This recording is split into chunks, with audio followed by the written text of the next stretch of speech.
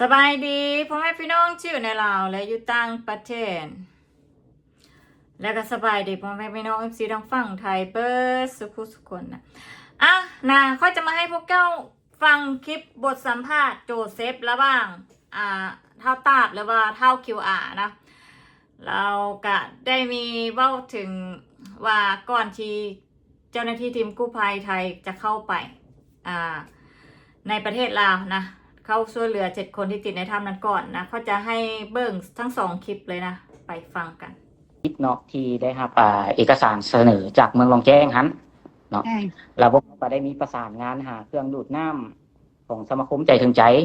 เนาะมีประการประสานงานกันก่อนล่วงหน้าอยู่แล้วอยู่แล้วนะแล้วพวกเขาก็ได้เดินทางออกก่อนกับเจ้าอีกเนาะในวันที่23ตามไทม์ไลน์ของมัน Facebook ของเฮาลงเนาะ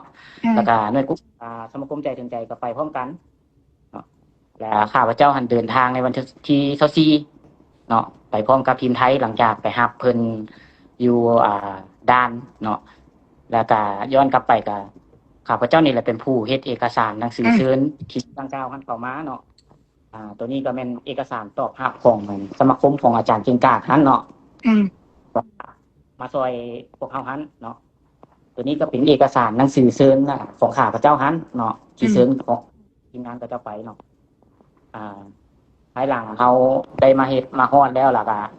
เฮาก็ได้มีการแบ่งหน้าเวียกกันอยู่หน้าถ้ำหั่นเนาะก่อนที่จะเชิญทีมไทยเข้ามาได้หั่นเฮาก็บ่ได้เฮ็ดโดยพลการเฮาได้มีการปรึกษาหารือกับ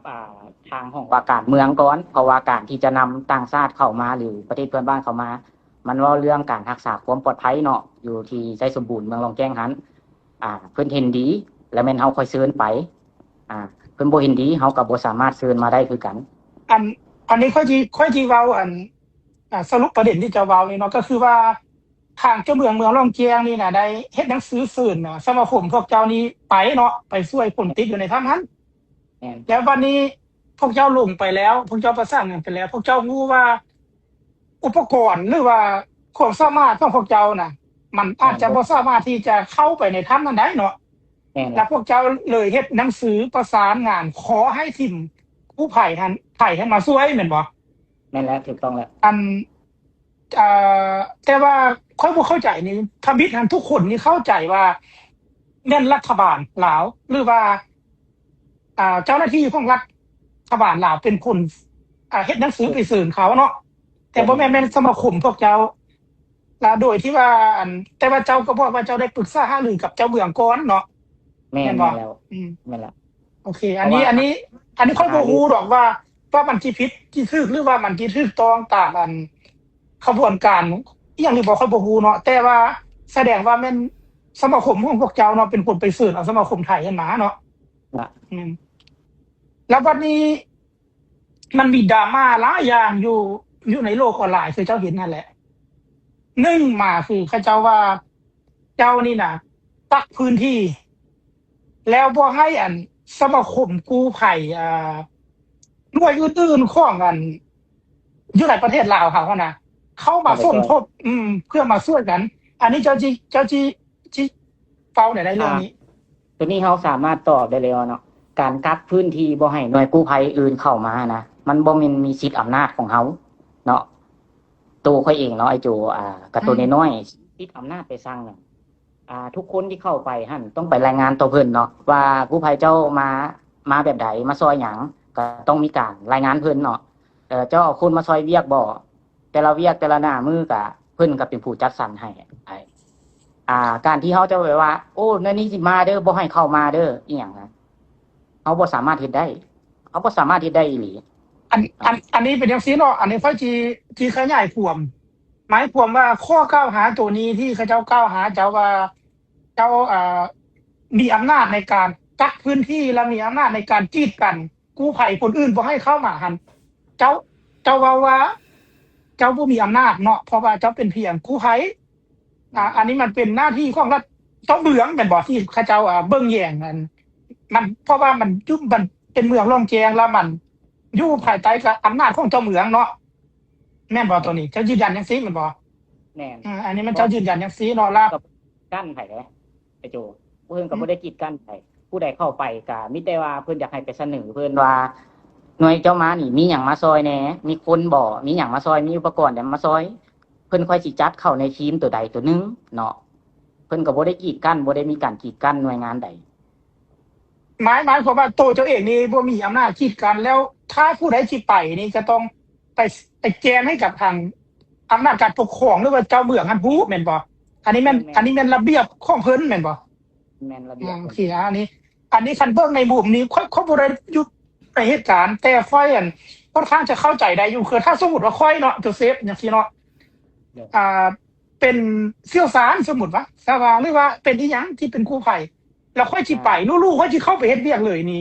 มันก็บ่ได้ตัวนี้มันต้องไปเสนอไปแนะนำเพิ่นว่าค่อยแม่นไผค่อยมีความสามารถหยังค่อยจะสิเข้ามาเฮ็ดเวียกนี้หรือว่าถ้าเป็นเพิ่นเชิญเข้ามาอันนั้นบ่มีปัญหาแม่นบ่ตัวนี้เพราะว่าเขาเป็นคนเชิญเข้ามาแล้วหั่นนะอันนี้เจ้าจังว่าจังซี่เนาะตัวนี้เลยเนาะข้อนี้นี่เจ้าจังว่าจังซี่เนาะ แม่นละ แล้วข้อที่2บัดนี้ข้อที่ถาม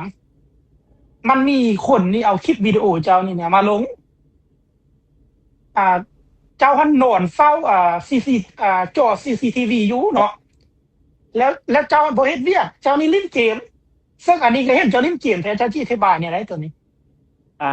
ตอนนั้นเนาะในเวลานั้นเนาะถามว่าเฮาเป็นผู้เฝ้าจอบ่เฮาบ่ได้แม่นมีหน้าที่เฝ้าจอเนาะข้าพเจ้ามีหน้าที่ประสานงานถ้าว่าเหตุการณ์อยู่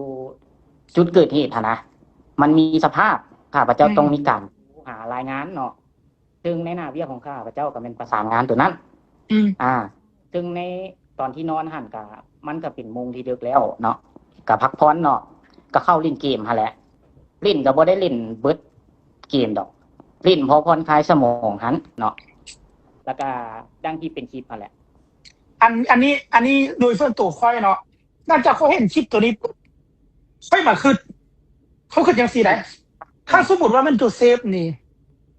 เขาบอกให้มอนิเตอร์จอได้โจเซฟสมมุติว่านะคันมีอย่างละรายงานมาแล้วเบิ่งให้แน่สินะสมมุติว่านะค่อยก็เบิ่งอยู่หั่นประมาณ2ชั่วโมงสมมุติว่า